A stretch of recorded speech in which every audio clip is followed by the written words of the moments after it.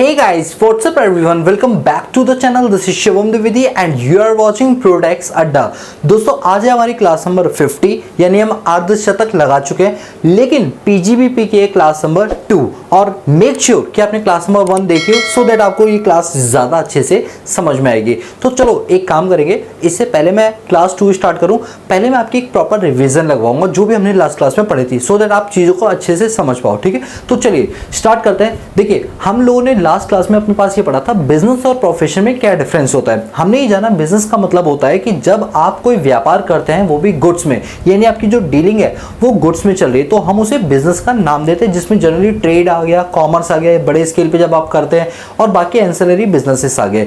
वहीं दूसरी तरफ जब हम प्रोफेशन की बात करते हैं तो प्रोफेशन का मतलब होता है जब हम मार्केट में अपनी सर्विसेज को रेंडर्ड करते हैं, गुड्स को नहीं सर्विसेज को रेंडर्ड करते हैं, उसे हम प्रोफेशन कहते हैं। प्रोफेशन के लिए आपके पास बॉडी ऑफ नॉलेज होनी चाहिए, स्पेशलाइज्ड बॉडी ऑफ नॉलेज होनी चाहिए, और कभी कभी ये नॉलेज नहीं भी होती तो आपके अंदर एक कला होती है जिसके थ्रू आप वो काम कर सकते हो, जिसको हम वोकेशनल भी बोलते हैं। तो प्रोफेशन में वोकेशनल भी शामिल किया जाता है। इसके बाद फिर हमने पढ़ा सेक्शन नंबर 145, जिसमें ये बताया गया था कि जब भी आप अपने पास बुक्स ऑफ अकाउंट बनाएंगे तो या तो आप मर्केंटाइल सिस्टम फॉलो करेंगे या कैश बेसिस सिस्टम फॉलो करेंगे। तो यहाँ पर मेनली जो बिजनेसमैन होते हैं वो क्या फॉलो करते हैं, मर्केंटाइल सिस्टम फॉलो करते हैं। और जो लोग मर्केंटाइल सिस्टम फॉलो करते हैं और उनका प्रॉपर टैक्स ऑडिट वगैरह होता है, उनको अपने पास ICDS को फॉलो करना पड़ता है। वो टोटल 10 ICDS थे, तो उनको ये सारे के सारे स्कीम्स फॉलो करनी पड़ती है। ICDS 1 2 3 4 5 6 7 8 9 10, वैसे ही सारा CA फाइनल का टॉपिक है, बट बस आप एक बार देख लीजिए। इसके बाद फिर हमने अपने पास क्या था, चार्जिंग सेक्शन ऑफ PGBP, जो कि स्टार्ट हुआ था सेक्शन 28, जो बताता था कि मेरे हेड्स ऑफ इनकम में कौन कौन से इनकम को शामिल किया जाता है। तो इसका जो पहला पॉइंट था वो ये बताता था एनी प्रॉफिट और गेन अराइजिंग फ्रॉम बिजनेस और profession are chargeable under the head of PGBP, यानी कि अगर कोई भी बिजनेस या प्रोफेशन से आपको कोई इनकम डिराइव हो रही है वो आपकी इनकम फ्रॉम PGBP मानी जाएगी। फिर इसी के अंदर हमने सेकंड पॉइंट अपने पास किया था, वो क्या कि अगर कोई कंपनसेशन मिल रहा है क्योंकि आपने अपने टर्म्स एंड कंडीशन में कोई मॉडिफिकेशन कराई है और उस मॉडिफिकेशन की वजह से सामने वाली पार्टी से आपको कोई इनकम डिराइव्ड हो रही है, that is your PGBP income. मैंने इसमें एग्जांपल दिया था कि आप कहीं जॉब कर रहे हैं और आपने सडनली जॉब छोड़ी तो आप अपने एम्प्लॉयर को कुछ पे करोगे, तो वो जो एम्प्लॉयर को पेमेंट मिली it's called be PGBP income.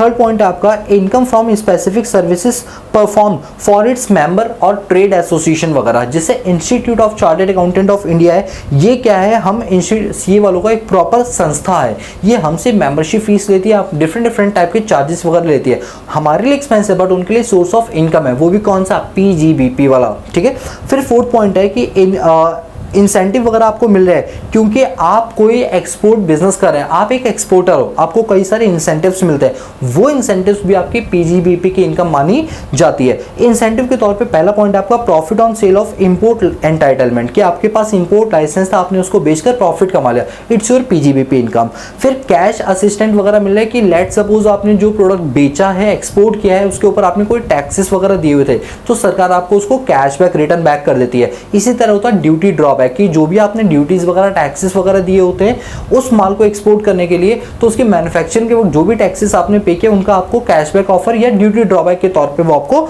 मिल जाता है। ये आपकी कौन सी इनकम मानी, PGBP की इनकम मानी जाएगी। पांचवा पॉइंट है आपको कोई भी बेनिफिट या कोई परक्विजिट मिल रहा है बिकॉज आप बिजनेस या प्रोफेशन में थे और आपको आपके क्लाइंट से कोई बेनिफिट मिल रहा है, तो वो बेनिफिट भी आपकी PGBP की इनकम मान लीजिए, चाहे वो कैश में हो चाहे वो इन काइंड में हो। 6 पॉइंट, कोई भी अमाउंट जो पार्टनरशिप फॉर्म ने एज अ प्रॉफिट के तौर पे कमाए वो तो एग्जम्प्ट होता है, बट पार्टनरशिप फॉर्म में पार्टनर्स को जो सैलरी या रेम्युनरेशन वगैरह मिल रहा है वो पार्टनर्स के लिए PGBP इनकम मानी जाती है। 7 पॉइंट बोलता है कि कोई भी आपको अमाउंट रिसीव्ड या रिसीवेबल है, क्यों, क्योंकि आप उस बिजनेस को नहीं करना चाहते हैं। जैसे मैंने मेरे कॉम्पिटिटर को बोला कि तुम मत पढ़ाओ, मैं पढ़ाना चाहता हूँ, इस बात के लिए मैं तुमको 5-10 लाख रुपए दे देता हूँ, तो वो उसके लिए कौन सी इनकम मानेगी, PGBP की इनकम मानेगी। सेकंड पॉइंट, कोई भी फॉर्मूला कोई भी सीक्रेट किसी और से शेयर मत करना, इस बात के लिए मैं तुमको पैसा दे रहा हूँ, इट्स योर PGBP इनकम। इसके बाद 8 पॉइंट था कि कीमैन इंश्योरेंस पॉलिसी के केस में आपको जो पैसा मिलेगा इट्स योर PGBP इनकम। जैसे हर कंपनी में एक इंसान होता है जो बड़ा ही ज़रूरी होता है, जिसके होने ना होने से कंपनी के प्रॉफिट पर फर्क पड़ता है, नहीं होगा तो नेगेटिव फर्क पड़ेगा, होगा तो एक पॉजिटिव इंपैक्ट पड़ेगा। तो उनका हमने करा लिया की मैन इंश्योरेंस पॉलिसी। यदि टाइम से पहले अगर उनकी डेथ हो जाती है, मैच्योरिटी से पहले, तो जो पैसा मिलता है बिजनेसमैन को दैट इज पीजीबीपी इनकम। अगर डेथ नहीं भी होती तो मैच्योरिटी के समय पैसा मिलता है, it's the PGBP income in the hands of employer. इसके बाद है fair market value of the inventory at the time of conversion of stock in trade into capital assets. मेरे बिजनेस का स्टॉक इन ट्रेड को मैं अपने घर में इस्तेमाल कर रहा हूँ एज अ कैपिटल एसेट्स, तो जिस वक्त मैंने वो कन्वर्ट किया उस दिन जो उसकी फेयर मार्केट वैल्यू थी that is the income from PGBP. इसके बाद है कोई भी सम अगर आपको मिला है, सेक्शन 35 AD कि कोई नोटिफाइड इन्वेस्टमेंट्स थी उनमें आपने पैसे लगाए और उस इन्वेस्टमेंट को आपने बेचा, तो बेचकर जो भी आपको इनकम वगैरह हुई है वो आपकी इनकम फ्रॉम पीजीबीपी मान ली जाएगी। वैसे सेक्शन 35 AD को हम बहुत डिटेल में पढ़ेंगे। तो ये सर हमने किया अपने पास लास्ट क्लास के जो भी हमने टॉपिक्स किए थे उसको, और हम हर क्लास में ऐसी रिविजन लगाएंगे। अब हम आज की क्लास शुरू करते हैं। देखिए आज की क्लास में सबसे मेन चीज हमको क्या सीखनी है, हमको सीखना है सेक्शन 28 हो चुका है, अब हम सेक्शन 29 करेंगे, सेक्शन 30 करेंगे, सेक्शन 31 करेंगे और कुछ स्पेकुलेटिव बिजनेस के रिलेटेड हम ट्रांजैक्शंस के बारे में जानेंगे कि स्पेकुलेटिव बिजनेस वगैरह क्या होता है। तो देखिए सेक्शन 28 चार्जिंग सेक्शन था, सेक्शन 29 हमको कंप्यूटेशन के बारे में बताता है कि पीजीबीपी इनकम को कैसे निकाला जाता है। फिर सेक्शन 30 ये बताता है कि आप जो बिजनेस कर रहे हैं वो कहीं बिल्डिंग पे करेंगे, उस बिल्डिंग की रेंट, रेट एंड रिपेयर और इंश्योरेंस का क्या आपको डिडक्शन मिलेगा या आप अपने पेनल अकाउंट में आप उसे डेबिट करके अपने प्रॉफिट को कम कर पाओगे या नहीं कर पाओगे, ये सेक्शन 30 बताएगा। वहीं section 31 plant and machinery, furniture and fixtures के बारे में बताएगा कि आपको उसकी डिडक्शन वगैरह मिलेगी या नहीं मिलेगी। तो ये 3 सेक्शंस आज हमें करने हैं और स्पेकुलेटिव बिजनेस के बारे में पढ़ना है। तो चलिए इस टॉपिक को शुरू करते हैं। चलिए तो अब हमारी रिवीजन कंप्लीट हो गई है, अब हम इस पोर्शन पर आ सकते हैं। जी हाँ, जैसा कि आपने लास्ट क्लास में देखा सेक्शन 28 और जस्ट अभी रिवीजन में आपने देखा, तो अब हम स्टार्ट करेंगे 29 को, हम स्टार्ट करेंगे 30 को और 31 को और थोड़ा सा पढ़ेंगे स्पेकुलेटिव वाले पार्ट को। तो ठीक है, स्टार्ट करते हैं सेक्शन नंबर 29 से। देखिए सेक्शन नंबर 29 एक बहुत ही अच्छा सेक्शन है जो हमको ये बताता है कि पीजीबीपी की इनकम हमको कैसे निकालनी है। ये बात कौन बताता है, सेक्शन नंबर 29 बताता है कि how to compute the income under the heads of profit and gains from business and profession. यानी यहाँ पर जो बातचीत की जाएगी वो कंप्यूटेशन से रिलेटेड की जाएगी। अब क्या होता है, आप मेरी बात को ध्यान से सुनना। चलो एक काम करते हैं, पहले मैं आपको इतना रीड करवा देता हूँ। सेक्शन नंबर 29 में बोलता है computation of the PGBP income, लिखा हुआ है the profit and gains of business and profession are to be computed in accordance with the provision contained in section 30 to 43D।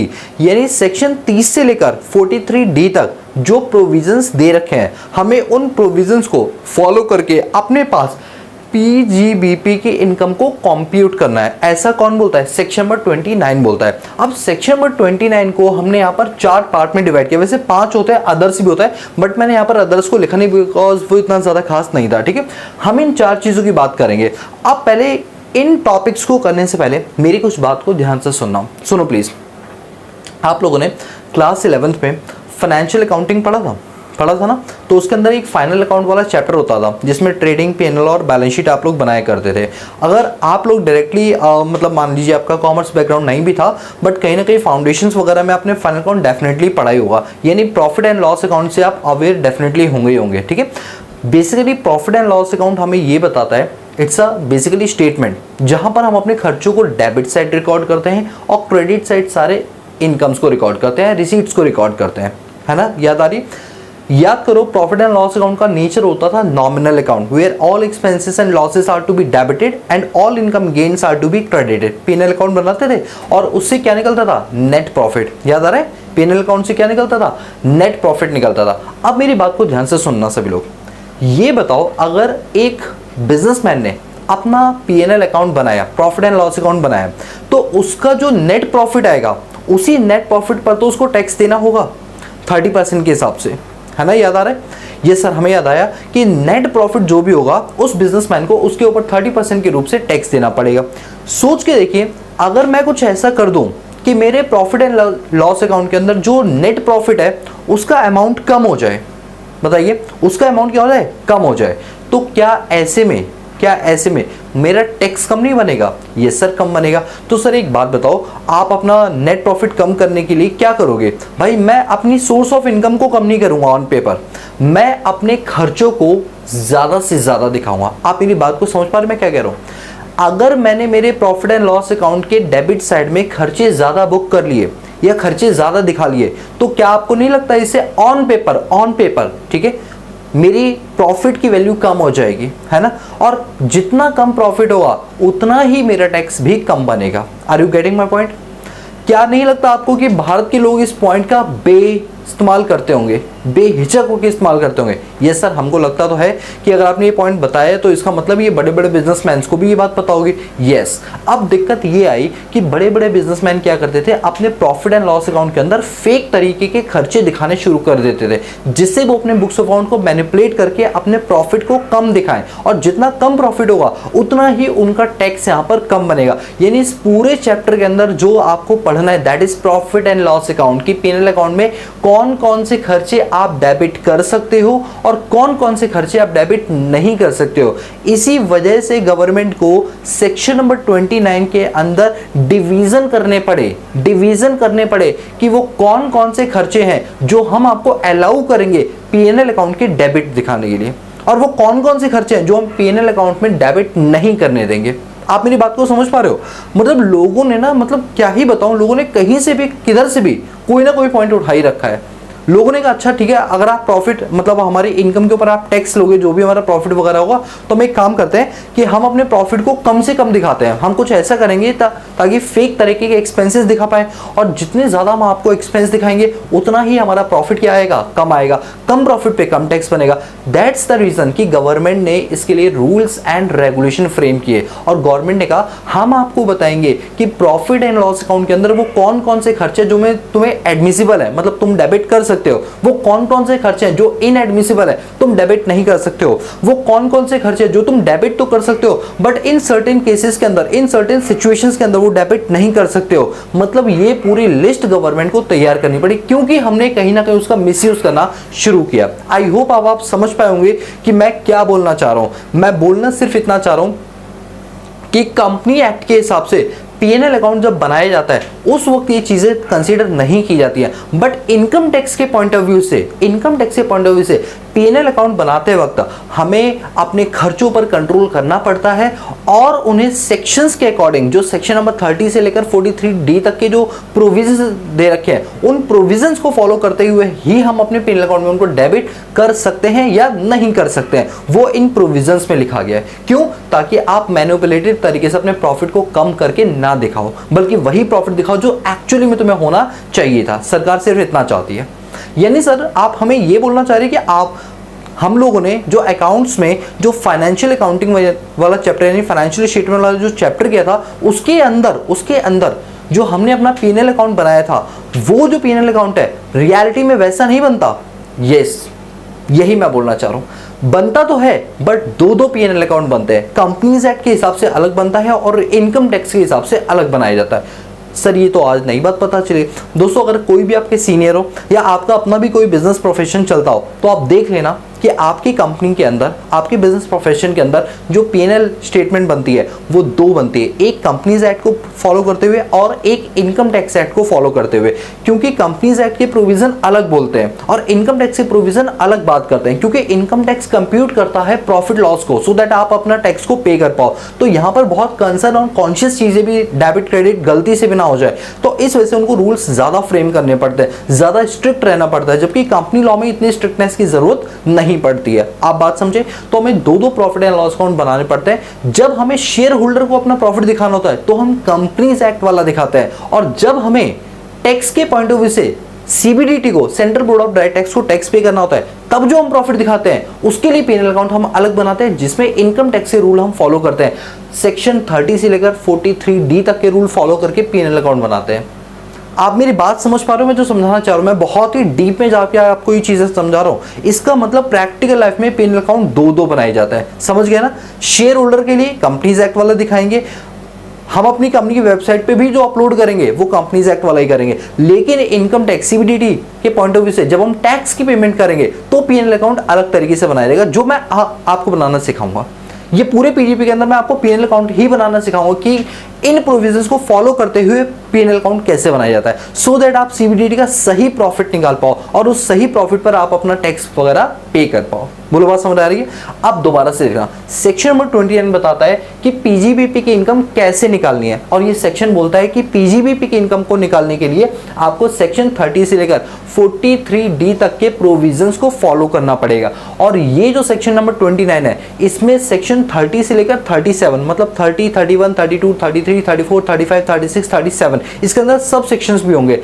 In sections में जो बातें लिखी गई हैं उनसे रिलेटेड आप जो खर्चे हैं उनकी बिना बात के, बिना किसी रीजन के आप डिडक्शन को क्लेम कर सकते हो। मतलब गवर्नमेंट ने सेक्शन नंबर 30 से लेकर 37 तक जो बातें बोली हैं उन पर आप डिडक्शन पूरी तरीके से क्लेम कर सकते हो। It means admissible deduction. Admissible का मतलब पीएनएल अकाउंट में आप इसको डेबिट कर सकते हो, पीएनएल अकाउंट में आप इसको डेबिट कर सकते हो।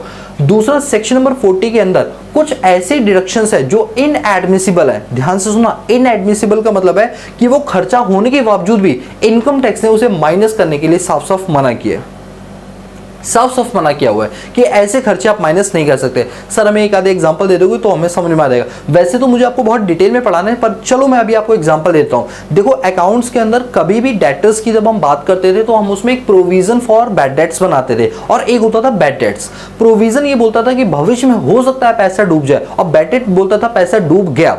तो देखिए, बैड डेट जो है आपका खर्चा है वो एडमिसिबल डिडक्शन है कि आप उसको माइनस कर सकते हो यदि वो आपके ट्रेड से रिलेटेड है, व्यापार से रिलेटेड है।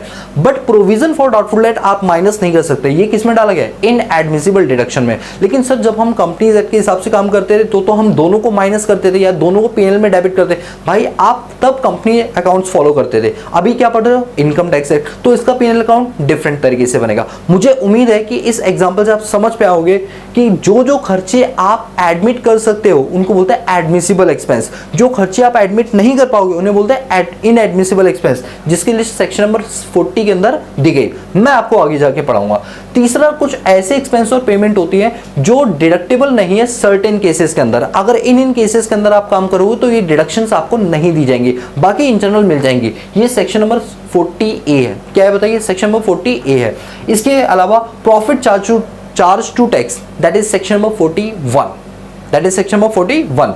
तो ये सारी चीजें कहां लिखी गई? सेक्शन नंबर 29 के अंदर। इसीलिए तो मैं आपको बोला था सेक्शन नंबर 29 है, बहुत एक बेसिक सेक्शन है जो ये बताता है कि पीजीबीपी की इनकम निकाली जाएगी मेरे बताए हुए प्रोविजन के अकॉर्डिंग, जो कि सेक्शन 30 से लेकर 43 के अंदर दे रखे हैं, 43D के अंदर दे रखे हैं। तो सेक्शन 30 से 37 तक एडमिसिबल डिडक्शन, सेक्शन 40 में इन एडमिसिबल डिडक्शन, और सेक्शन 40A में वो पेमेंट जो जनरली सब लोग माइनस कर सकते हैं बट सर्टेन कंडीशंस होने पर, और profit charge to tax, that is section number 41। हम आगे की क्लासेस में इन्हीं सभी सेक्शंस पर हम डिटेल डिस्कशन करेंगे, तो टेंशन लेने की कोई बात नहीं है, ठीक है। चलिए, ये हो गया हमारा सेक्शन नंबर 29, और मैं उम्मीद करूंगा कि सेक्शन नंबर 29 आपको क्लियरली समझ आया। मैं जितना धीरे हो सकता है उतना पढ़ा रहा हूं, सो दैट आपके दिमाग में ये एक चैप्टर जो लोग छोड़कर चले जाते हैं वो आप ना करो गलती, आपको हर एक चीज समझ में आए। बोलो क्लियर है? चलिए, अब हम बात करेंगे सेक्शन नंबर 30 और फिर बात करेंगे सेक्शन नंबर 31 की।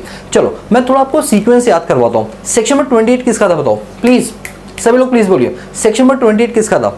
Charging section. सेक्शन नंबर 29 बोलता है कि मेरे इन प्रोविजंस को फॉलो करके ही आप पीजीबीपी की इनकम निकालोगे। ये हो गया आपका सेक्शन नंबर 29। अब बताइए, जब आप धंधा शुरू करोगे तो धंधा क्या रोड पे करोगे? सर रोड पे नहीं, हम एक बिजनेस करेंगे जिसके लिए हम एक लैंड एंड बिल्डिंग ऑक्यूपाई करेंगे, उसमें अपना ऑफिस खोलेंगे।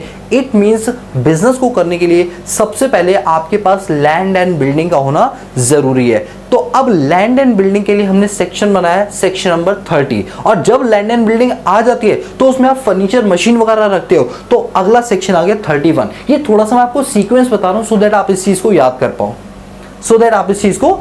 कर पाओ, सेक्शन 28 चार्जिंग सेक्शन, सेक्शन 29 की इन प्रोविजंस को फॉलो करके ही आपको टैक्स को निकालना है, and section 30 is for rent, repair, taxes, insurance of land and building, कि क्या आप लैंड एंड बिल्डिंग पर जो खर्चा कर रहे हो क्या उसको पीएनएल अकाउंट में आप डेबिट कर सकते हो, यस और नो। उसके लिए प्रोविजन सेक्शन में 30 में दे रखे हैं। फिर लैंड एंड बिल्डिंग है तो उसमें क्या रखो, फर्नीचर वगैरह, प्लांट वगैरह, मशीन वगैरह, उसके लिए सेक्शन नंबर 31 बनाए। तो इस सीक्वेंस से थोड़ा आप याद कर पाओगे, ठीक है। बाकी मैं आपको टेंशन मतलब मैं इतनी बार रिवीजन करवाऊंगा कि आपको याद कैसे नहीं होगा, मैं भी देखता हूं, ठीक है।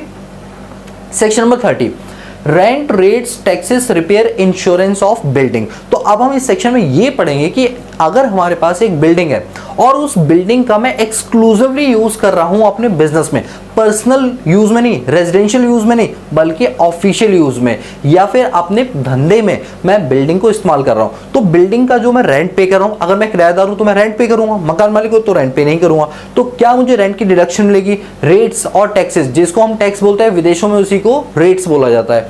रिपेयर, इंश्योरेंस, अगर हम ये खर्चा बिल्डिंग का कराएंगे तो क्या ये हमारे लिए एडमिसिबल एक्सपेंस होगा या नहीं होगा? वैसे आप ध्यान से देखिए, सेक्शन क्या है 30, और यहाँ पर क्या लिखा था, सेक्शन 30 से लेकर 37 में जो प्रोविजन दे रखे हैं दैट इज एडमिसिबल एक्सपेंस। इसका मतलब अगर हम बिल्डिंग का रेंट, बिल्डिंग का रेट, टैक्सेस, रिपेयर, इंश्योरेंस वगैरह पे करते हैं तो यस हमको डिडक्शन मिल जाएगी, और ऊपर से हमने देख लिया, बट थोड़ी सी कंडीशंस है। चलो पढ़ते हैं जरा।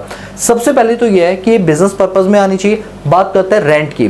देखिए रेंट कौन पे करता है? रेंट किराएदार पे करता है। अब मान लो मेरी बिल्डिंग है, मैंने उसको किराए पर चढ़ा दी, जिस इंसान को किराए पर चढ़ाई वो इंसान मुझे किराया दे रहा है, it's my income from house property. लेकिन जो इंसान उस पर बिजनेस कर रहा है, जरा उसके पॉइंट ऑफ व्यू से सोचो, उसके लिए ये प्रॉपर्टी कौन सी है? रेंटेड प्रॉपर्टी है। तो जो वो हर महीने रेंट पे कर रहा है, या उसने अगर कोई एग्रीमेंट करके पूरे साल का रेंट पे कर दिया, तो डेफिनेटली उसके लिए खर्चा तो है ना। तो क्या वो किराएदार जो बिजनेस कर रहा है किराए के मकान में, क्या वो उसके द्वारा पे किए गए किराए की उसको डिडक्शन मिलेगी? क्या वो अपने पेन अकाउंट में डेबिट कर सकता है? कॉमन सेंस लगाओ दोस्तों, प्लीज कॉमन सेंस लगाइए, उसके बाद आपको चीजें ज्यादा अच्छे से समझ आएंगी। ठीक है, आप कॉमन सेंस लगाइए कि आप एक लॉ मेकर है, आपको लॉ बनाना है, रूल्स बनाने हैं इस बात के लिए कि आप एक किराएदार हो, किराए की जमीन पर आप अपना धंधा खोलकर बैठे हो, जिसके लिए आपको कुछ किराया अपने लैंडलॉर्ड को पे करना पड़ता है। तो क्योंकि आपके लिए खर्चा है, तो क्या ये एडमिसिबल होगा? एडमिसिबल मतलब पेन अकाउंट में क्या आप डेबिट साइड इसे शो कर सकते हो? आंसर इज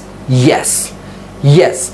अगर रेंटेड प्रॉपर्टी है, रेंटेड बिल्डिंग है और आप किराएदार हो, टेनेंट हो, तो उस केस में 100% डिडक्शन अलाउ हो जाएगी जो टेनेंट ने रेंट पे किया है या पे करने वाला है। इवन अगर पे नहीं किया बट ड्यू भी हो गया तो भी उसको 100% डिडक्शन मिलेगी, क्योंकि मर्केंटाइल सिस्टम के अंदर कैश बेसिस नहीं चलता, ड्यू बेसिस चलता है। अगर ड्यू भी हो गया तो भी आपको डिडक्शन मिल जाएगी। तो टेनेंट के केस में 100% डिडक्शन क्लेम करने का मौका उसको मिल जाएगा। अब हम बात करते हैं ऑनर की, कि यदि मान लो आप अपना बिजनेस अपनी ही प्रॉपर्टी पे कर रहे हो, जिसके आप खुद क्या हो? ऑनर हो। तो मुझे एक बात बताइए, अगर मैं मेरी प्रॉपर्टी पे बिजनेस करूंगा तो क्या रियल सेंस में मुझे उसका रेंट पे करना होगा? कॉमन सेंस लगाइए, मेरी ही बिल्डिंग है, मैं अपनी बिल्डिंग में नीचे शॉप खोल के बैठा हूं, मेरा बिजनेस चल रहा है उस चीज पर, तो क्या मुझे उसका कोई रेंट पे करना पड़ता होगा? Answer is no. जब रेंट पे नहीं करना पड़ता तो क्या नोशनल रेंट को आप यहां डेबिट कर सकते हो? Answer is no. यानी कि ऑनर के केस में रेंट होता ही नहीं है। जब होता नहीं है तो वो पीएनएल अकाउंट में डेबिट भी नहीं कर सकता। तो वही लिखा है, no notional rent would be allowed. कोई भी नोशनल रेंट आपका अलाउ नहीं किया जाएगा। लेकिन अब जरा मैं बात कर रहा हूं पार्टनरशिप फर्म की। मेरी बात को प्लीज सभी लोग ध्यान से सुनो, प्लीज ध्यान इधर दो। मान लो कि ए, बी और सी हम तीनों लोग मिलकर एक पार्टनरशिप फर्म चला रहे हैं। मिस्टर बी ने कहा कि पार्टनरशिप फर्म को चलाने के लिए हमें कहीं तो अपना बिजनेस का सेटअप करना पड़ेगा। हमने कहा हाँ करना तो पड़ेगा। तो मिस्टर बी ने कहा एक काम करो, मेरे पास मेरी प्रॉपर्टी है दिल्ली के पॉश इलाके कनॉट प्लेस के अंदर, सीपी यानी राजीव चौक में मेरे पास एक बहुत ही अच्छी प्रॉपर्टी है, कहो तो वहीं पर पार्टनरशिप फर्म अपनी ओपन कर लिया। हमने कहा यार ये तो बहुत ही अच्छी बात है यार, ये तो दोस्त बड़ा काम का निकला हमारा।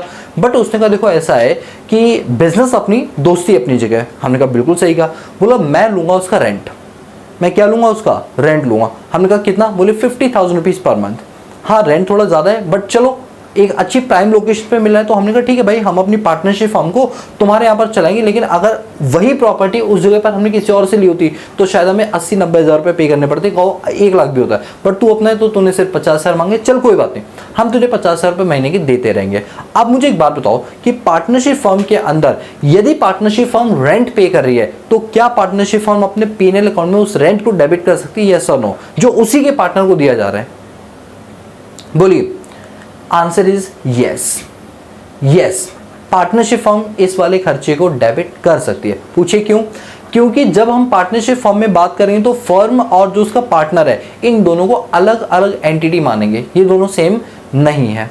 हम ऐसे ही मान के काम करें कि ये अगर प्रॉपर्टी मिस्टर बी की ना होती, किसी और की होती, तो भी तो रेंट देना पड़ता ना। तो ये क्या मैटर करता है कि वो रेंट हम अपने पार्टनर को ही दे रहे हैं, हम उसको डिफरेंट चीज मानेंगे। तो हमने जो रेंट पे किया मिस्टर बी को एज अ टेनेंट, जो हमने पे किया है वो अपने पीएनएल अकाउंट में हम डेफिनेटली डेबिट साइड दिखा सकते हैं। तो वही लिखा हुआ है, but in case of partnership firm owned by any partner, the rent payable to be partner will be allowed deduction to the extent it is reasonable and is not excessive। मतलब कि ऐसा ना हो कि आप इसकी आड़ में आके वो रेंट का 50,000 का खर्चे की जगह 5 लाख का खर्चा डेबिट कर दो, ये सोचकर कि ये पॉइंट लिखा हुआ था और इससे हम टैक्स की सेविंग कर लेंगे। Answer is no. एक रीजनेबल अमाउंट तक ही आप डेबिट कर पाओगे, उसके एक्सटेंड जाने पर वो खर्चा आपका डिसअलाउ कर दिया जाएगा। अब ये कैसे होता है, ये डिपेंड करता है आपकी लोकेशन पे, आपके सर्कमस्टांसेस पे, उस हिसाब से हम आइडेंटिफाई करते हैं। इट मीन्स कि अगर मैं मेरी प्रॉपर्टी पर बिजनेस कर रहा हूं और मैं उसका एक नोशनल रेंट निकाल रहा हूं, एस्टिमेटेड रेंट, तो वो मैं अपने पेन अकाउंट में डेबिट नहीं कर सकता। लेकिन यही अगर मैं एक किराएदार होता और मैं बिजनेस कर रहा होता एक रेंटेड प्रॉपर्टी के ऊपर, तो डेफिनेटली मैं जो किराया पे करता उसके ऊपर मुझे 100% डिडक्शन मिल जाती। बोलो क्लियर है? यस सर, बिल्कुल क्लियर है। और यदि एक पार्टनरशिप फर्म है और वो प्रॉपर्टी किसी पार्टनर की है और पार्टनरशिप फर्म उस पार्टनर को क्या पे करिए, रेंट पे करिए, तो ये पार्टनरशिप फर्म के लिए एक सेपरेट खर्चा कहलाएगा। तो यस, पार्टनरशिप फर्म इस खर्चे को पेन अकाउंट में डेबिट साइड दिखा सकती है। तो मैं उम्मीद करूंगा कि रेंट टेनेंट के केस में और ऑनर के केस में आपको बिल्कुल अच्छे से क्लियर हो गया होगा। ठीक है, तो अभी देखिए हमने बिल्डिंग के रिगार्डिंग क्या पढ़ा, रेंट पढ़ा। अब हम पढ़ते हैं रेट्स और टैक्सेस। देखिए रेट्स और टैक्सेस क्या होता है, जो भी टैक्सेस वगैरह आप पे करेंगे, रेट्स वगैरह पे करेंगे, यस डेफिनेटली आप 100% डिडक्शन इसका क्लेम कर सकते हो। फिर आता है आपका इंश्योरेंस। अभी इंश्योरेंस को हम थोड़ा बाद में पढ़ेंगे, पहले थोड़ा सा रिपेयर की बात कर लेते हैं। ये जो रिपेयर आप देख रहे हो ना, इसकी बात करेंगे। देखिए रिपेयर को लेकर क्या कॉन्सेप्ट चलता है। रिपेयर भी दो नेचर के होता है, एक कैपिटल रिपेयर होता है और एक रेवेन्यू रिपेयर होता है। तो पहले हम एक बात जानते हैं, ये कैपिटल एक्सपेंडिचर क्या होता है और रेवेन्यू एक्सपेंडिचर क्या होता है, सो दैट हमको ये ज्यादा अच्छे से क्लियर हो पाएगा कॉन्सेप्ट। ठीक है, अब सुनो मेरी बात। मैं गन्ने की जूस की एक मशीन खरीद के लेकर आया, मान लीजिए वो है 5 लाख रुपए की। मैं 5 लाख रुपए की गन्ने की जूस की एक मशीन लेकर आया जिस पर मैं गन्ने का जूस निकाल के गली मोहल्ले में उसको बेचूंगा। ठीक है, अभी जो मैंने मशीन खरीदी है, आपको क्या लगता है उसका यूज मैं 1 साल करूंगा, 2 साल, या over the period of time? Sir एक लंबे समय तक आप उसको क्या करोगे, इस्तेमाल करोगे। तो जो मैंने 5 लाख रुपए खर्च किया है, it's called be a capital expenditure. बोलो क्या बोलेंगे इसको, कैपिटल एक्सपेंडिचर बोले। क्यों? क्योंकि आपने एक ऐसे एसेट्स को खरीदा है जिसकी लाइफ 1 साल से ज्यादा की है और ये खर्चा आपको 1 साल से ज्यादा तक बेनिफिट देगा। तो वो क्या कहलाता है, कैपिटल एक्सपेंडिचर कहलाता है। बोलो क्लियर? सुनो, सेकेंड एग्जाम्पल कुछ ऐसा है कि मान लो उस गन्ने की जूस की मशीन को मैं पिछले 1 साल से यूज कर रहा हूं, तो जो उसका रोलर था ना, वो रोलर थोड़ा घिस गया, जिसकी वजह से गन्ना डालने पर वो प्रॉपरली जूस नहीं निकाल पा रहा था। तो मैंने क्या किया, एक रिपेयर एंड मेंटेनेंस वाले को बुलाया और मैंने उसको कहा कि भाई इस गन्ने का जो रोलर है ना, उसको थोड़ा सा चेंज कर दो, थोड़े इसके ऊपर एक कुछ परत बिछा दो, सो दैट ये अच्छे से वर्क कर पाए। तो क्या हुआ कि गन्ने की जूस की जो प्रोडक्टिविटी है वो पहले कम हो गई थी, बट जब उसने वो रिपेयर वाला काम किया तो वो ओरिजिनल पर आ गया। वो क्या आ गया, ओरिजिनल पे, बट वो ओरिजिनल से ज्यादा इनहांस नहीं कर पाया। उसने अपनी कैपेसिटी को मेंटेन कर लिया, जो कैपेसिटी उसकी कम हो गई थी ना, वो बाद में क्या हो गई है, मेंटेन हो गया और दोबारा से ओरिजिनल पर आ गई है, बट ओरिजिनल से ज्यादा नहीं हुए। तो ऐसे में जो मैंने खर्चा किया है, that is called revenue expenditure. उसको क्या बोलेंगे बताइए, रेवेन्यू एक्सपेंडिचर बोलेंगे। यानी कोई भी ऐसा खर्चा जो आपकी प्रोडक्टिविटी को ओरिजिनल से ज्यादा बढ़ा दे, वो कहलाता है कैपिटल एक्सपेंडिचर। और कोई ऐसा खर्चा जो ओरिजिनल तक ले आता है बट ओरिजिनल से ऊपर नहीं जा पाता, ऐसे खर्चों को बोलते हैं रेवेन्यू एक्सपेंडिचर। बोलो बात समझ आइए, कैपिटल और रेवेन्यू में फर्क समझ आया? अब जैसे मान लीजिए उसने कहा कि देखिए आपकी मशीन में जो ब्लेड लगा हुआ है ना, ये ब्लेड हर 1 साल के अंदर घिस जाएगा।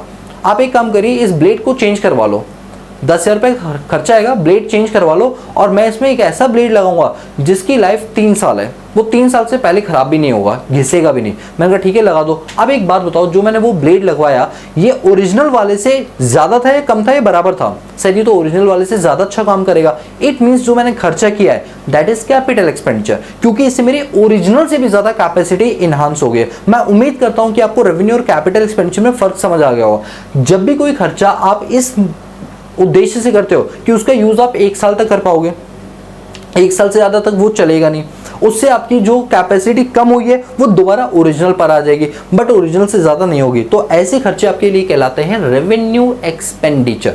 वहीं दूसरी तरफ कोई ऐसी चीज़ आपने एक्वायर की है जिसका यूज आप over the period of time करेंगे, it means more than 1 year, that expenses is called be a capital expenditure. और इन एक्सपेंडिचर से आपकी जो एफिशिएंसी है वो ओरिजिनल से भी ज़्यादा इन्हांस हो जाती है, ओवरऑलिंग पूरा चेंज हो जाता है। That means these expenses are called capital expenditure. I hope are you getting my point, right?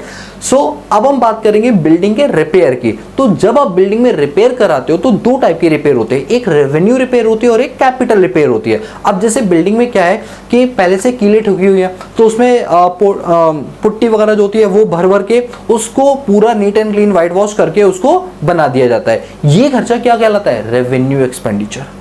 But आपने क्या किया, उसके ऊपर इस टाइप की कोटिंग करवा दी है, इस टाइप के टाइल्स लगवा दिए हैं जिससे बार बार पुताई का खर्चा आपका बच जाएगा। इट मींस कि आपने उसमें एक ऐसा वर्क किया है जिससे ओरिजिनल से ज्यादा कैपेसिटी इनहांस हो गई है। तो वही कंस्ट्रक्शन का खर्चा क्या कहलाएगा? वही रिपेयर का खर्चा क्या बन जाएगा? कैपिटल रिपेयर बन जाएगा। आप बात को समझे? यस सर, बिल्कुल समझे। तो रिपेयर ऑफ बिल्डिंग को हमने 2 पार्ट में डिवाइड किया, रेवेन्यू रिपेयर और कैपिटल रिपेयर। ठीक है, रेवेन्यू एक्सपेंडिचर और कैपिटल एक्सपेंडिचर।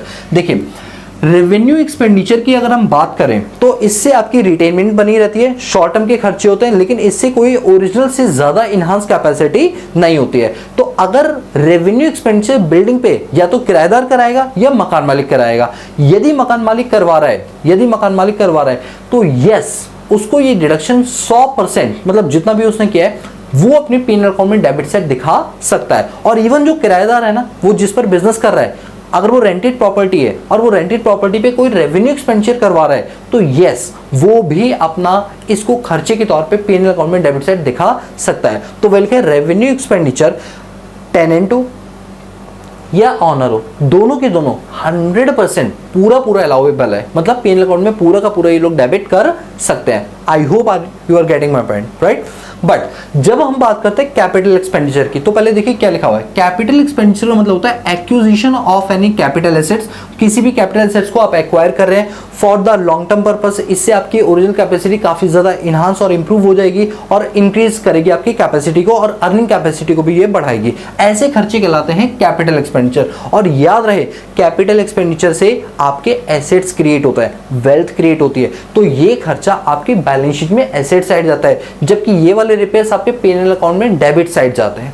रेवेन्यू एसेट क्या होता है? पीएनएल अकाउंट में डेबिट साइड जाते हैं, और जो कैपिटल एक्सपेंडिचर होता है ये आपके बैलेंस शीट के एसेट साइड में आता है, जिस पर आप क्या क्लेम करते हैं? डेप्रीशिएशन। कुछ समझ में आ रही है बातें? जो कैपिटल एक्सपेंडिचर होते हैं, जैसे आपने कोई लैंड खरीदी, कोई बिल्डिंग खरीदी, कोई मशीन वगैरह खरीदी, ये सब क्या होते हैं आपके कैपिटल एक्सपेंडिचर। इनको बैलेंस शीट में लिखते हो ना, और इस पर क्या चार्ज करते हो? डेप्रीशिएशन। इसका मतलब कि जो कैपिटल एक्सपेंडिचर है ना, ये सेक्शन 30 में अलाउ ही नहीं है। ये सेक्शन 30 में बिल्कुल भी अलाउ नहीं है। मतलब अगर आपने कोई कैपिटल एक्सपेंडिचर किया है ना, किसके ऊपर? बिल्डिंग के ऊपर। कैपिटल एक्सपेंडिचर क्या है? यदि आपने बिल्डिंग के ऊपर, तो आपको सेक्शन 30 में उसकी कोई डिडक्शन नहीं दी जाएगी। सर ऐसा क्यों? तो गलत चीज है, कम से कम डेप्रीशिएशन तो देना चाहिए। दोस्तों डेप्रीशिएशन के लिए हम सेक्शन 32 पढ़ेंगे, मिलेगा, बट सेक्शन 30 में नहीं, सेक्शन 32 में डिडक्शन मिलेगा, वो भी किस चीज का? डेप्रीशिएशन का। बात समझे? अभी क्या पढ़ रहे हैं? सेक्शन 30। तो सेक्शन 30 में रिपेयर अगर आप करा रहे हैं तो पहले चेक करो कि रिपेयर आपका कैपिटल है या रेवेन्यू। अगर वो रेवेन्यू, तो चाहे आप किराएदार हो चाहे मकान मालिक हो, 100% अपने पीएनएल अकाउंट में डेबिट साइड दिखा सकते हो, 100% अलाउेबल एक्सपेंस है। बट अगर आपने कोई कैपिटल एक्सपेंडिचर किया है तो it's a part of your balance sheet, और उस पर आप क्लेम करेंगे डेप्रीशिएशन। सो आप सेक्शन 30 में इसकी डिडक्शन क्लेम नहीं कर पाओगे। हाँ, डेप्रीशिएशन सेक्शन 32 में आप इसकी डेप्रीशिएशन करके क्लेम कर सकते हो, बट हम बात सेक्शन 30 की कर रहे हैं, उसमें आपको क्लेम करने का मौका आपको नहीं दिया जाएगा। ठीक है, इसके बाद अब ये 2 नोट हम पढ़ेंगे अपने पास, प्लीज सभी लोग ध्यान दें। नोट में लिखा हुआ है expenses by way of land revenue, local rates, municipal taxes and insurance are fully deductible under section 30। यानी कि अगर एक ऑनर के द्वारा अपनी उस बिल्डिंग का कोई भी एक्सपेंसेस बियर किया जा रहा है, चाहे वो लैंड रेवेन्यू के नाम से हो, या वो अपनी म्युनिसिपल अथॉरिटी को कोई प्रॉपर्टी टैक्स दे रहा हो, म्युनिसिपल टैक्स दे रहा हो, या लोकल रेट कोई टैक्सेस दे रहा हो, या उसका इंश्योरेंस भी कराया हुआ है, अगर वो उसने पे किया है ऑनर ने, तो उसकी आपको 100% डिडक्शन मिल जाएगी अनडाउटली। कोई डाउट करने की जरूरत नहीं है, 100% डिडक्शन आपको मिल जाएगी। ठीक है, एक बार फिर से पढ़ते हैं। अगर आपने बिल्डिंग में कोई खर्चा किया है bye way of land revenue के रूप में, लोकल रेट्स के रूप में, म्युनिसिपल टैक्सेस के रूप में या इंश्योरेंस के रूप में, ये पूरी तरीके से डिडक्टेबल होगा सेक्शन 30 के अंदर, अगर ये पेड बाय ऑनर है तो। बोलो क्लियर है? यस सर, बिल्कुल क्लियर है। अगला नोट पढ़ो। Where the premises used for partly business and others only a proportional part used in business is allowed. यानी देखिए, अगर एक बिल्डिंग है, उस बिल्डिंग में क्या है कि नीचे आपकी दुकान चलती है, ऊपर आप लोग रहते हैं अपने पर्सनल पर्पस के लिए, यानी एक ही बिल्डिंग का आप इस मल्टीपल पर्पस से इस्तेमाल कर रहे हैं, पर्सनल भी कर रहे हैं और ऑफिशियल भी कर रहे हैं। तो पूरी बिल्डिंग पर जो भी खर्चा किया है उतना खर्चा हम आपको अलाउ करेंगे जितना खर्चे का प्रपोर्शन आपके बिजनेस का आए।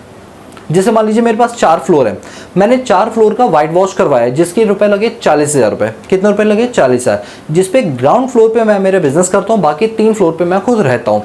तो इट मीन्स 40,000 को मैं मल्टीप्लाई करूंगा 1/4 से, क्योंकि मेरा हिस्सा बिजनेस का कितना है? 1/4 है, बाकी 3/4 पे तो मैं खुद रहता हूं। तो यानी 10,000 रुपए की मैं डिडक्शन अपने P&L अकाउंट के डेबिट साइड में कर सकता हूं। मुझे पूरे 40,000 की डिडक्शन क्लेम करने का मौका नहीं मिलेगा। यानी जितना मेरे बिजनेस में यूज हो रहा है मैं सिर्फ उतना ही डिडक्ट कर सकता हूं। आई होप कि सेक्शन नंबर 30 आपका क्लियर हो गया होगा। Rent, rate, taxes, repair, insurance for building, जो कि बिजनेस पर्पज में यूज हो रही है। बोलो क्लियर है? चलिए, बिल्डिंग के बाद अब आते हैं सेक्शन 31। दैट मीन्स कि बिल्डिंग के अंदर क्या रखना है? मशीन, प्लांट और मशीनरीज। ठीक है, तो देखिए section 31, repair and insurance of machinery, plant और फर्नीचर। ठीक है, इन सब की हम बात करेंगे। तो पहली बात तो इन सब की डिडक्शन आपको तभी मिलेगी जब आप इन चीजों का इस्तेमाल अपने बिजनेस पर्पस के लिए करोगे। पर्सनल पर्पस के लिए करोगे तो थोड़ी आपको डिडक्शन देंगे, बिजनेस पर्पस के लिए करोगे तो हम आपको क्या देंगे? डिडक्शन। तो वही लिखा हुआ है, SSC can claim deduction if it is used in the business only. अगर हम इस चीज को बिजनेस में इस्तेमाल कर रहे हैं तो हमको इसकी क्या मिल जाएगी? डिडक्शन मिल जाएगी। आगे 100% डिडक्शन इज अलाउड, पूरी की पूरी 100% डिडक्शन मिल जाएगी। Current repair but not arrear. देखिए, अगर आपके पास कोई प्लांट है, कोई मशीन है या फिर कोई फर्नीचर है, अगर आप उसके रिपेयर में पैसा खर्च कर रहे हो वो भी इसी साल, तो आपको इसकी डिडक्शन मिल जाएगी। मतलब आप P&L अकाउंट में डेबिट साइड दिखा सकते हो। बट पहले कभी आपने कोई खर्चा वर्चा पे किया था जो अब आपको लग रहा है मुझे डेबिट करना चाहिए, तो अब आप उसको डेबिट नहीं कर सकते हो। यानी एरियर बेसिस पर आप P&L में डेबिट नहीं कर पाओगे। जो करंट ईयर का है आप सिर्फ उतना ही डेबिट कर पाओगे। ठीक है, इसके बाद है 100% deduction is allowed for insurance premium paid by the owner. अगर ऑनर के द्वारा अपनी मशीन का, प्लांट का या फर्नीचर का इंश्योरेंस कराया गया है तो उसके प्रीमियम का खर्चा देना पड़ता होगा। तो वो जो प्रीमियम अमाउंट है वो आप अपने P&L अकाउंट में डेबिट साइड दिखा सकते हो। और एक चीज सुनो, ऐसा मत सोचना कि कल को जब वो एसेट्स, मशीन, प्लांट या फर्नीचर बेचा जाएगा तो अब इंश्योरेंस का क्लेम एक नए ऑनर को मिलेगा। तो क्या अभी भी आपको P&L में डेबिट करने का मौका मिलेगा? Answer is yes. देखिए, मेरे पास कोई प्लांट है, कोई मशीन है और वो मेरे बिजनेस में काम आती है। मैंने सोचा यार इसकी मशीन के बिना तो मेरा बिजनेस ही ठप पड़ जाएगा, तो मैं इसका कराऊंगा इंश्योरेंस। कल को कुछ भी अनहोनी होती है, एटलीस्ट मुझे इंडेमनीफाई करने के लिए इंश्योरेंस कंपनी कुछ तो पैसा देगी, तो मेरा लॉस कुछ लेवल तक तो कम होगा, पता नहीं कब क्या हो जाए। इस सोच से मैंने एक कंपनी से अपनी मशीन का इंश्योरेंस करवा लिया, जिसका हर साल मैं प्रीमियम देता हूँ 15,000 रुपये। जब मैंने वो 15,000 रुपये पे किए, मैं लगातार 2 साल से 15,000 की प्रीमियम 2 किस्त दे चुका हूँ। तीसरे साल मैंने सोचा इस मशीन को मैं बेच दूँ। जब मैंने वो बेची तो ऑब्वियस से पता है इंश्योरेंस सर्टिफिकेट में अब मेरा नाम हटा के नए ओनर का नाम लिख दिया जाएगा। अभी क्या है कि जो नया ओनर है अब उसको मिलेगा क्या? Insurance claim. तो इस चीज से फर्क नहीं पड़ता कि इंश्योरेंस क्लेम किसी और को मिल रहा है या मुझे मिल रहा है। अगर इंश्योरेंस प्रीमियम मेरे द्वारा पे किया गया है तो I will get 100% deduction under section 31, insurance on plant, insurance of machinery, insurance of plant furniture. बोलो समझ रही बात? तो वही लिखा हुआ है कि 100% deduction is allowed on insurance premium paid by the owner. It doesn't matter, ये मैटर नहीं करता कि क्लेम किस इंसान को मिल रहा है, ये कोई और इंसान है ऑनर के अलावा, अगर उसको भी बेनिफिट मिल रहा है, इट डजंट मैटर। अगर आपने इंश्योरेंस प्रीमियम पे किया है, you are liable to get 100% deduction. It means you can show these expenses into your P&L account so that your profit will be reduce and you have to pay lesser amount of tax. Are you getting my point? चलिए, इसके बाद है current repair of capital nature not be allowed. देखिए अगर आपने कोई current repair की है, ठीक है, तो अलाउ है, बट वो कैपिटल नेचर की, कैपिटल समझ लो, यानी उससे आपके एसेट्स क्रिएट हुए। तो जब हमने ऊपर बिल्डिंग में नहीं अलाउ किए तो नीचे प्लांट फर्नीचर में कैसे हम अलाउ कर देंगे? हाँ, आप कैपिटल एक्सपेंडिचर जो आपने प्लांट मशीनरी फर्नीचर पे किया है ना, कैपिटल नेचर का, उसका आपको डेप्रिसिएशन मिल जाएगा सेक्शन 32 के अंदर, बट सेक्शन 31 में डिडक्शन उसका नहीं मिलेगा। हमने ये दोनों पार्ट के लिए, इस वाले पार्ट के लिए और इस वाली लाइन के लिए हमने सेक्शन ही अलग बना दिया। इसका मतलब ये नहीं कि डिडक्शन नहीं मिलेगा दोस्तों, डिडक्शन डेप्रिसिएशन का मिलेगा, कैपिटल नेचर का खर्चे के डिडक्शन तुम्हें मिलेगा, 100% मिलेगा, लेकिन सेक्शन 31 में नहीं मिलेगा, वो 32 में मिलेगा, जो हम नेक्स्ट क्लास में पढ़ेंगे, डेप्रिसिएशन वाला टॉपिक। आप मेरी बात समझ पा रहे हो? इट मीन्स अगर तुमने कैपिटल नेचर में कोई खर्चा किया है, वो तुम्हारा एसेट्स है जिस पर तुम्हें डेप्रिसिएशन चार्ज करना है, तुम्हें 30 के अंदर 31 के अंदर ना तो प्लांट एंड मशीनरी पर उसका डेप्रिसिएशन मिलेगा, ना ही यहाँ मिलेगा, वो सेक्शन 30 में नहीं 32 में मिलेगा। अभी हम पढ़ क्या रहे 30 31, तो उसमें तो मुझे लिखना पड़ेगा ना कि नहीं मिलेगा डिडक्शन, बट 32 में मिलेगा। सर तो लिख देता ना 32 में मिलेगा, क्यों लिख दूं जब मैं अगली क्लास में पढ़ाऊंगा, ठीक है, बट आपकी नॉलेज के लिए मैंने आपको बता दिया जिससे आप कंफ्यूज ना हो, ठीक है। चलो एक बार मैं स्लाइड को ना दोबारा से समझा देता हूँ, जल्दी से क्विकली रिवाइज करते हैं, ठीक है। ये कॉन्सेप्ट मेरा पूरा हो गया, 3 सेक्शन पढ़ा दिए मजे मजे में, सेक्शन 29, सेक्शन 30, 31। एक बार क्विक रिवीजन लगाते हैं। देखिए सेक्शन नंबर 29 ये बोलता था कि आपको अगर पीजीबीपी की इनकम निकालनी है तो उसकी कंप्यूटेशन आपको करनी पड़ेगी सेक्शन 30 से 43D के जो प्रोविजंस दे रखे हैं उनके अनुसार। सेक्शन 30 से लेकर 37 तक जो प्रोविजंस और सेक्शन दे रखे हैं उनके खर्चों को आप पेनल अकाउंट में डेबिट साइड दिखा सकते हो। सेक्शन 40 के अंदर जो खर्चे दे रखे हैं उनको आप पेनल अकाउंट में दिखा नहीं सकते हो। सेक्शन 48 में जो खर्चे दे रखे हैं उनको दिखा तो सकते हो इन डिफरेंट सिचुएशंस, अगर आप उनको फुलफिल करोगे तो ही दिखा सकते हो। फिर सेक्शन 41 क्या बोलता है, प्रॉफिट चार्जेबल टू टैक्स के बारे में। ये सारी कंप्यूटेशन कहाँ की गई, सेक्शन 29 के अंदर। तो 29 के बाद अब आता है 30 में बोलता है rent, rate, repair, taxes, insurance for building. यदि आपने बिल्डिंग का कोई खर्चा पानी किया है तो क्या आप इन अकाउंट में डेबिट साइड दिखा सकते हैं?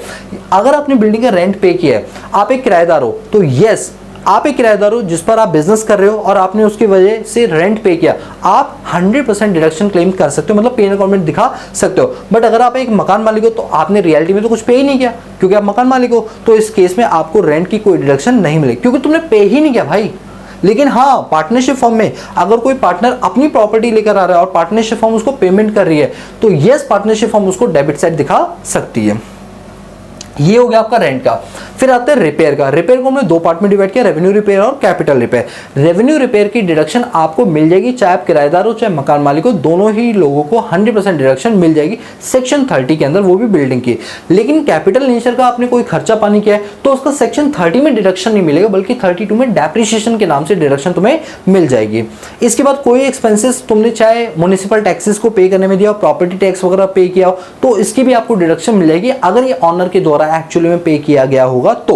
इसके बाद है अगर आपके प्रेमिसेस जो है वो partly official partly personal use हो रही है तो जितना खर्चा आपका बिजनेस वाले पर्पस में हो रहा है सिर्फ आप उतने को ही अपने पेनल अकाउंट में डेबिट कर सकते हो। So this is your section number 30। Now move on to section number 31 that talks about rent, repair, taxes of plant and machinery and furniture. यदि कोई प्लांट एंड मशीनरी, कोई फर्नीचर पर आप कुछ खर्चा पानी पे कर रहे हो तो आपको उसकी डिडक्शन मिल जाएगी सेक्शन 31 के अंदर, बट वो बिजनेस प्रोफेशन में यूज होनी चाहिए।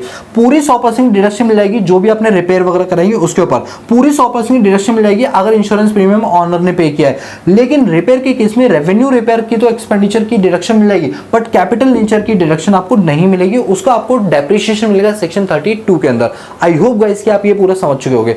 अब इसके बाद हम आपको स्पेक्युलेटिव हेजिंग कॉन्ट्रैक्ट्स वगैरह के बारे में बताएंगे सो दैट आपकी अंडरस्टैंडिंग और भी ज्यादा इनहांस हो जाए, ठीक है। तो पहले आप इसको नोट करो, चैप्टर बस कुछ ही मिनटों का और बच्चा है, ठीक है। नोट करिए फिर आगे चलते हैं अगले नए टॉपिक की ओर। तो चलिए अब हम चलते हैं अपने अगले टॉपिक की ओर जिसका नाम है स्पेक्युलेटिव बिजनेस। देखिए क्या होता है बेसिकली, हमने ये स्पेक्युलेटिव वर्ड जो है कोई पहली बार हम नहीं सुन रहे, इससे पहले हम कई बार ये वर्ड सुन चुके हैं। तो अब हम इस चैप्टर में क्यों इसका जिक्र कर रहे हैं, देखिए हम इस चैप्टर में इसलिए इसका जिक्र कर रहे हैं बिकॉज जब हम बिजनेस करते हैं तो हम बिजनेस स्पेक्युलेटिव नेचर का भी करते हैं, नॉन स्पेक्युलेटिव नेचर का भी करते हैं। तो कौन कौन सी इनकम किस किस तरीके से टैक्स की जाएगी वो हम यहाँ पर जानेंगे। तो पहले तो आपका ये जानना जरूरी है स्पेक्युलेटिव बिजनेस क्या होता है। बट स्पेक्युलेटिव बिजनेस से पहले मैं आपको एक set of and carry forward का कॉन्सेप्ट कराना चाहता हूँ बिकॉज उसका लिंक यहाँ पर होने वाला है। तो चलो मैं इसके लिए एक एग्जांपल लेता हूँ मुकेश अंबानी जी का, ठीक है। मान के चलिए मुकेश अंबानी के 4 बिजनेस है, B1, B2, B3 and B4। बताइए कितने बिजनेस है? 4, B1, B2, B3 and B4। B1 वाले बिजनेस से उनको प्रॉफिट हो रहा है, B2 वाले बिजनेस से भी उनको प्रॉफिट हो रहा है, बट B3 वाले बिजनेस से उनको लॉस हो रहा है, B4 वाले बिजनेस से उन्हें प्रॉफिट हो रहा है। तो जब मुकेश अंबानी जी अपने उस प्रीवियस ईयर में अपनी इनकम को डिक्लेयर करेंगे under the heads of PGBP, तो वो क्या करेंगे, वो अपनी B1 वाली इनकम को B2 वाली इनकम से ऐड करेंगे, B2 वाली इनकम और B1 की इनकम को ऐड करेंगे, वो B4 वाली इनकम से ऐड करेंगे और B3 वाली लॉस से उसको माइनस करवाएंगे। क्या आपको नहीं लगता यही होना चाहिए था कि 3 बिजनेस से इनकम हो रही है, तीनों को ऐड करो और जिस चौथे वाले बिजनेस से उन्हें लॉस हो रहा है तो उस वाले को इनकम से माइनस करवा दो और जो नेट इनकम बचेगी that is your income under the heads of PGBP। बोलो आप मानते हैं ये बात या नहीं मानते हैं? सर बिल्कुल मानते हैं। तो कहने का मतलब ये हुआ कि अगर सेम टाइम में सेम प्रीवियस ईयर में आपके मल्टीपल बिजनेसेस अगर चल रहे हैं तो उसमें अगर एक बिजनेस में आपको लॉस हो रहा है या 2 बिजनेसेस में लॉस हो रहा है तो आप उन लॉस को सेट ऑफ करवा सकते हो अपने प्रॉफिट्स के साथ, अपने दूसरे बिजनेस के प्रॉफिट के साथ। इसी प्रोविजन को बोलते हैं सेट ऑफ। क्या बोलते हैं इसको? सेट ऑफ बोलते हैं। अब सुनो ध्यान से। अब जैसे मान के चलो कि मैं एक बिजनेस कर रहा हूँ, क्योंकि इस चैप्टर में हमको अपने आप को क्या मानना है? बिजनेसमैन मानना है। अब मैं यहाँ पर जब बिजनेस कर रहा हूँ तो ये मान के चलते कि 100% बिजनेस में से 70% बिजनेस जो है वो एक नॉर्मल बिजनेस है। नॉर्मल का मतलब है उसमें कोई सट्टेबाजी ऐसी चीज़ें नहीं है, बट 30% बिजनेस मेरी स्पेक्युलेटिव नेचर की ट्रांजैक्शन से जनरेट होती है, मतलब सट्टे बाजारी की इनकम से। तो पॉइंट ये उठता है कि क्या मैं सट्टे बाजारी से जो इनकम कमा रहा हूँ क्या उस इनकम को नॉन सट्टे बाजारी वाली या नॉर्मल बिजनेस के साथ ऐड कर सकता हूँ? Answer is yes. जब मैं income under the heads of PGBP निकालूंगा तो स्पेक्युलेटिव बिजनेस वाली इनकम को और नॉन स्पेक्युलेटिव वाली इनकम को दोनों को ऐड करके PGBP में लिखूंगा और दोनों पर मुझे अपना टैक्स पे करना पड़ेगा सेम रेट से, कोई डिफरेंट रेट इसमें नहीं है। बट मान लीजिए कि आपको स्पेक्युलेटिव बिजनेस वाली इनकम से इनकम ना होकर आपको लॉस हो रहा है, बट नॉर्मल बिजनेस से आपको प्रॉफिट हो रहा है, तो क्या आप नॉर्मल बिजनेस वाले प्रॉफिट को स्पेक्युलेटिव वाले लॉस के साथ सेट ऑफ करा सकते हैं? Answer is big no. Answer is big no, एक बड़ा सा नो। ऐसा बिल्कुल भी नहीं होता। यानी आप अपने लॉसेस को सेट ऑफ नहीं करवा सकते, आप अपने स्पेक्युलेटिव नेचर के लॉसेस को सेट ऑफ नहीं करवा सकते नॉर्मल बिजनेस के प्रॉफिट के साथ। मैं लाइन रिपीट कर रहा हूं, ध्यान से सुना। मैं मेरे स्पेक्युलेटिव नेचर के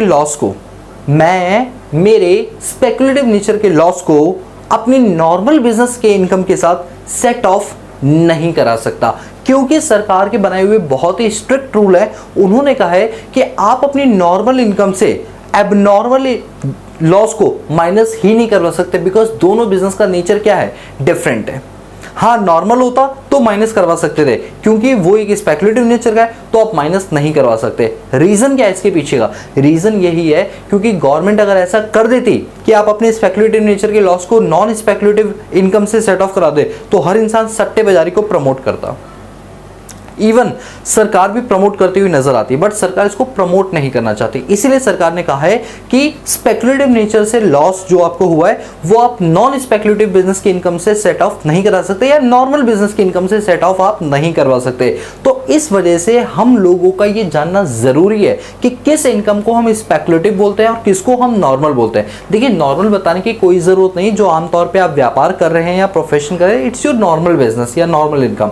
बट हमें ये जानना है स्पेक्युलेटिव बिजनेस क्या होता है, तो वही ये सब चीजें मैं आपको बताऊंगा इसके अंदर, ठीक है। तो चलिए देखो सेक्शन 28, अब यहां क्या लिखा है उस पर ध्यान देंगे।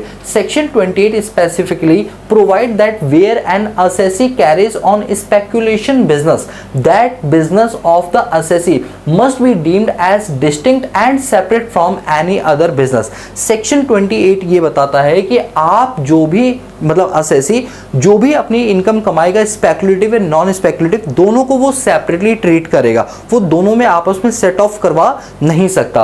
अब बात उठती है कि हमें इसको सेपरेट करने की क्यों जरूरत है दोनों को, तो ये बोला है क्योंकि सेक्शन 73, क्योंकि जो set of and carry forward of losses जब मैं आपको पढ़ाऊंगा ना, वैसे मुझे चैप्टर पूरा आपको पढ़ाना है, तो उसमें हम सेक्शन 70, 71, 72, 73, 74 का जिक्र करेंगे। तो वही लिखा हुआ है because section 73 provide that loss in the speculation business, please इधर ध्यान देना, because section 73 says provide that the loss in speculative business cannot be set off against the profit of any business.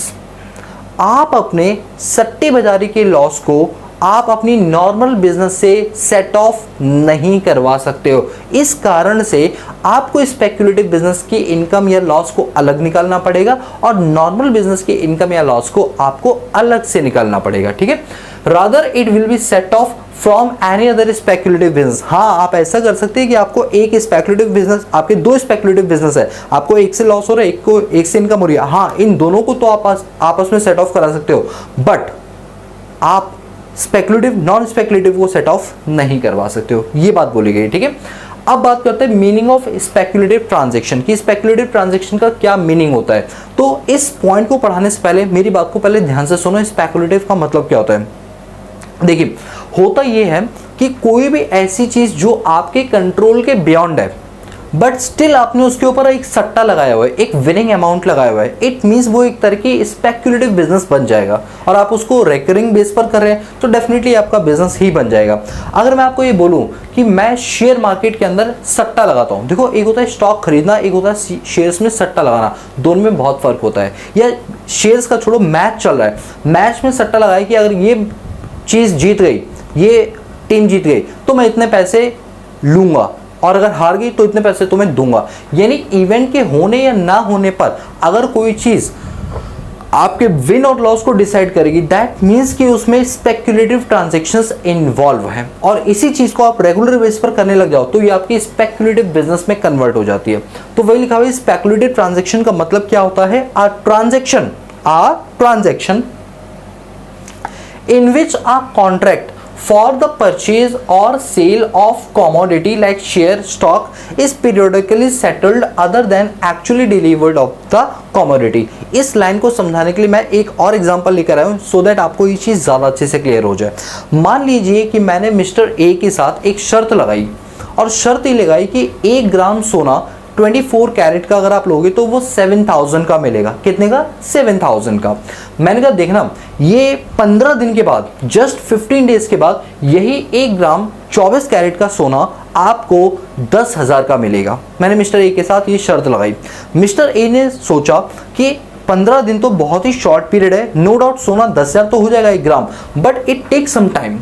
तो उन्होंने कहा कि हाँ चलो एक शर्त लगाते हैं, अगर 15 दिन के अंदर गोल्ड के प्राइस 7,000 से 10,000 हो जाते हैं तो मैं तुमको 1 लाख रुपए दूंगा, और अगर नहीं होंगे तो तुम मुझे 1 लाख रुपए देना। मैंने कहा ठीक है, ये शर्त हम लगा लेते हैं, मुझे कोई दिक्कत वाली बात नहीं है, ठीक है। मैंने शर्त लगाया। अब होता क्या है, ध्यान दो, यहां पर गोल्ड को खरीदने का हमारा कोई मकसद ही नहीं है। एक्चुअली में कमोडिटी का एक्सचेंज हो, इससे कोई मतलब नहीं है, ना हमें करना है। हमें तो उसके डेरिवेटिव्स के साथ खेलना है, उसके प्राइस में चेंजेस के साथ खेलना है, और विनिंग अमाउंट को जीतना है। या तो एक पार्टी जीतेगी या हारेगी। Without delivery of the goods, without delivery of the commodity, that means speculative transaction.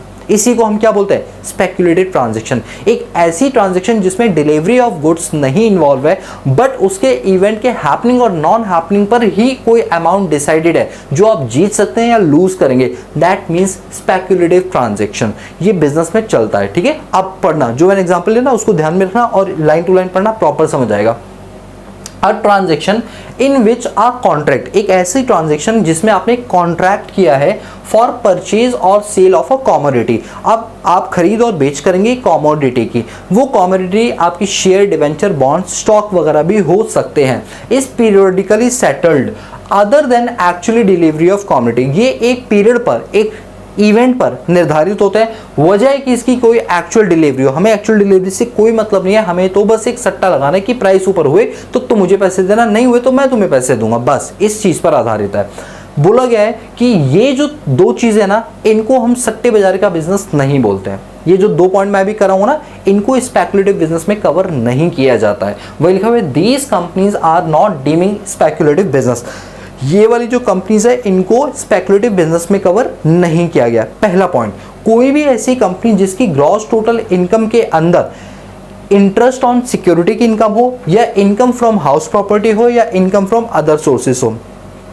मुझे एक बात बताओ, एक कंपनी है, उसने क्या कर रखा है, डिफरेंट डिफरेंट जगहों पर पैसा इन्वेस्ट किया हुआ है, सिक्योरिटीज में पैसा लगा हुआ है, तो उसके बदले उसे क्या मिलेगा, ब्याज मिलेगा।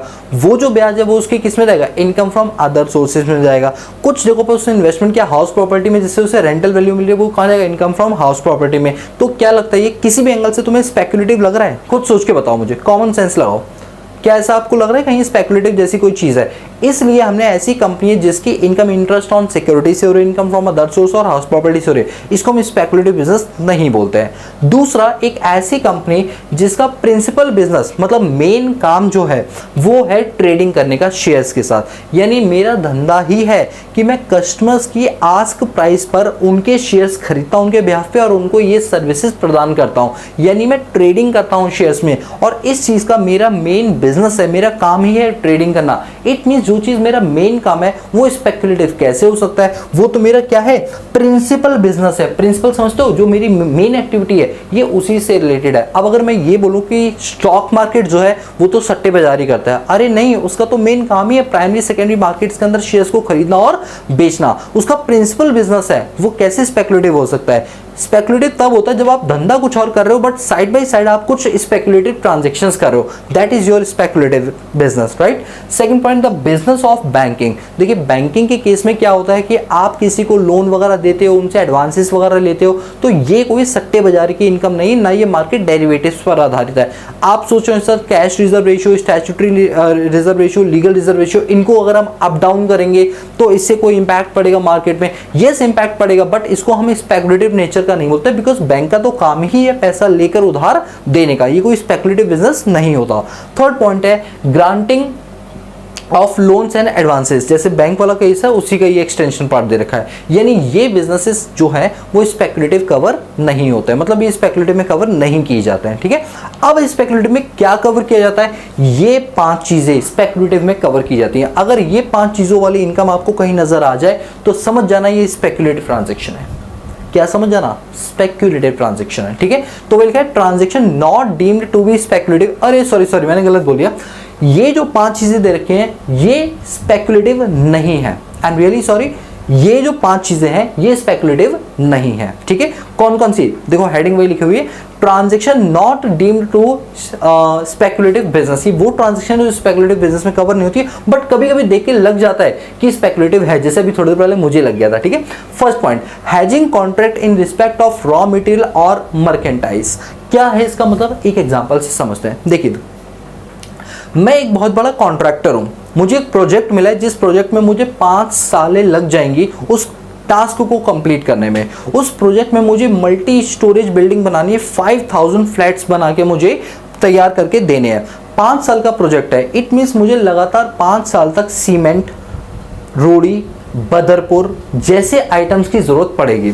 मैंने क्या किया, अंबुजा सीमेंट वालों को कहा कि अंबुजा सीमेंट देखो 5 सालों में आपके जो सीमेंट के बोरी है ना उनके रेट अभी जो है वो एक्सपोनेंशियली इंक्रीज करेंगे।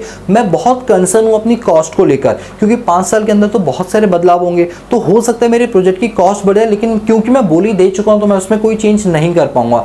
तो अंबुजा सीमेंट हम एक काम करते हैं, हम एक कॉन्ट्रैक्ट साइन करते हैं। जैसे फॉर एग्जाम्पल अगर एक बोरी सीमेंट की कीमत अभी 800 रुपए, कितनी है? 800 रुपए। हम एक कॉन्ट्रैक्ट करते हैं 1000 रुपए पर।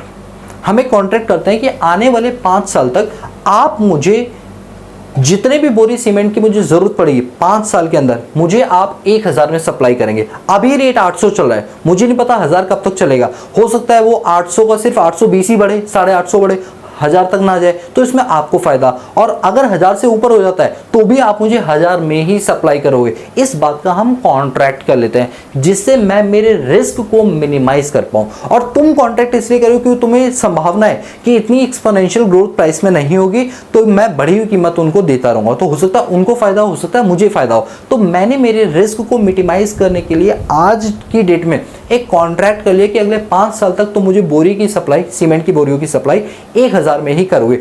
It's called a hedging contract, and this type of contract will never be deemed as a speculative business because it's just like a normal businesses. In general day-to-day life, there are so many business who are entering into a hedging contract. So it doesn't mean that they are doing a speculative business, because there must be noted these points are not covered in speculative business. These are treated as a normal business, right? So point number 1 is hedging contract in respect of raw material और merchandise. तो वो लिखा है provide secure guard, ये आपको एक secure guard provide करवाता है against loss through future price fluctuation in respect of actual delivery of goods manufactured by him. उस व्यक्ति के जो द्वारा जो गुड्स की मैन्युफैक्चरिंग की जा रही है वो आपको एक सिक्योर गार्ड दे देता है कि इससे ज्यादा मैं कभी प्राइस आपसे चार्ज ही नहीं करूंगा, ठीक है, एक स्पेसिफाइड पीरियड ऑफ टाइम तक के लिए। इसके बाद है hedging contract in respect of stocks and shares. जैसे ऊपर कमोडिटीज का हुआ था, रॉ मटेरियल का हुआ था, अब किसका हो रहा है, ये स्टॉक एंड शेयर्स का हो रहा है। जैसे कि let's suppose I am a rational investor and I am very afraid like कि मैं अगर पैसे स्टॉक मार्केट में लगाऊंगा तो हो सकता है इसके प्राइस अप डाउन हो जाए। तो मैंने स्टॉक ब्रोकर से बोला कि जस्टली आप एक काम करिए कि मेरे इन्वेस्टमेंट्स को इस प्राइस पे बुक कर लो, चाहे महंगी भी हो जाएगी तो फ्यूचर में आप मुझे इतने का ही शेयर देना। इट मीन्स मैं अपने रिस्क को कहीं ना कहीं मिनिमाइज करने की बात कर रहा हूँ as a investor, as a exponential investor, as a potential investor. So ऐसे कई सारे इन्वेस्टर्स होते हैं जो इस टाइप का एग्रीमेंट करते हैं। It's just like a hedging contract, but ऊपर और इसमें बस इतना डिफरेंस है, ऊपर वाला रॉ मटेरियल के लिए हुआ है, नीचे वाला स्टॉक एंड शेयर्स के लिए हुआ, दोनों सेम चीज है, but it's not be A speculative business, it's just like a normal business, ठीक है। तो वही लिखा हुआ है hedging contract in respect of stock and shares provide secure guard against loss in his holding of shares stock through price fluctuation by the investor. Price में कोई fluctuations ना आए, सो दैट इन्वेस्टर्स बड़ा कंसर्न होता है इस बात को लेकर, प्राइस में फ्लक्चुएशंस आई तो उसकी इन्वेस्टमेंट वो ले भी पाएगा नहीं ले पाएगा, तो वो पहले ही कॉन्ट्रैक्ट कर लेते हैं कि इस प्राइस पर ही मुझे शेयर चाहिए। अब हो सकता है उस टाइम पर वो कीमत ना हो, कम हो, ज़्यादा हो, ये बात की बात है, बट उसे उसी कीमत पर एक प्राइस फिक्स कर दी जाएगी, उसी कीमत पर उसको शेयर दिए जाएंगे। That contract is called hedging contract and it's a normal contract. It doesn't mean like कि ये कोई speculative business कर रहे हैं। Point number 3, forward contract. देखिए क्या होता है कि फॉरवर्ड कॉन्ट्रैक्ट और hedging contract it's just like a same, but ये कब यूज किया जाता है जब आप स्टॉक मार्केट में डील करते हो, सैबी वगैरह में डील करते हो, सिक्योरिटाइजेशन बोर्ड ऑफ इंडिया में, तो जस्ट ये सेम है। फॉरवर्ड कॉन्ट्रैक्ट कह लो, और इसके और भी डिफरेंट नाम होते हैं, अभी मुझे याद नहीं आ रहा वो नाम। Any transaction in nature of jobbing arbitrage to guard against any loss which may arise in the business में मुझे कोई लॉस ना हो जाए, इस बात के लिए मैं पहले ही कॉन्ट्रैक्ट कर लेता हूँ, so that I can reduce my I can minimize my future loss. So that type of contract will be called as a forward contract, and this forward contract will never be deemed as a speculative business. It's just like a normal business, right? Now point number 4 is trading in derivatives. Derivatives क्या होता है कि market में stock के price आप regulate नहीं करते. It's totally depend on the market forces, which is called be a market demand and market supply, right? Share की प्राइस मैं डिसाइड नहीं करूंगा, ये डिसाइड मार्केट की डिमांड और मार्केट की सप्लाई के प्राइसेस के हिसाब से होगा कि उसके स्टॉक के प्राइस क्या होंगे. तो उन रिस्क को मिनिमाइज करने के लिए मैं बड़े बड़े ब्रोकर से स्टॉक एक्सचेंज मार्केट में जाकर अपने ट्रेडिंग करूंगा डेरिवेटिव्स के अंदर और एक प्राइस बुक कर दूंगा. ये सब बिल्कुल सिमिलर है, एक जैसे ही है, लेकिन इन पांचों को स्पेकुलेटिव बिजनेस नहीं माना गया. आजकल ये प्रैक्टिसेस मार्केट में चल रही हैं सो दैट आप अपने फ्यूचर लॉस को हो सकता है मिनिमाइज कर दो, और ज़रूरी नहीं आपको लॉस हो सकता है सामने वाली पार्टी को फायदा पहुंच जाए. सीमेंट का जो एग्जांपल मैंने 800 रुपये प्राइस चली थी, 1000 रुपये पर मैंने बुक किया, हो सकता है 5 साल में सीमेंट की प्राइस और कमी हो जाए, बट प्राइस मुझे 1000 देना पड़ रहा है तो सामने वाले को फायदा हो जाए. तो दोनों पार्टी का विन एंड लूज का चांस यहाँ पर होता है. So these transaction are never be treated as a speculative business. ये नॉर्मल बिजनेस ही ट्रीट किए जाएंगे. दोस्तों ये जितने भी टॉपिक्स मैंने बताया ना, it's a part of your CA final year. ये सब आपको सीए फाइनल ईयर में पढ़ाया जाता है. बट और कहाँ पढ़ाता है? एसएफएम में.